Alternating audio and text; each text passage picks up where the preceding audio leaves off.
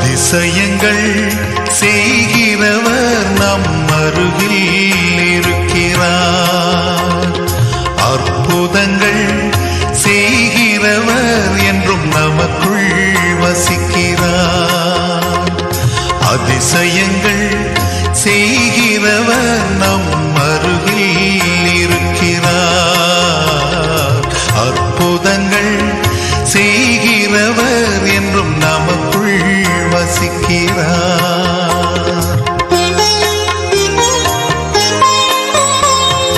தண்ணீரை இரத்தமாய் மாற்றினார் அதிசயம். எகிப்து தண்ணீரை இரத்தமாய் மாற்றினார் அதிசயம். வெறும் தண்ணீரை திராட்சை ரசமாய் மாற்றினார் அதிசயம்.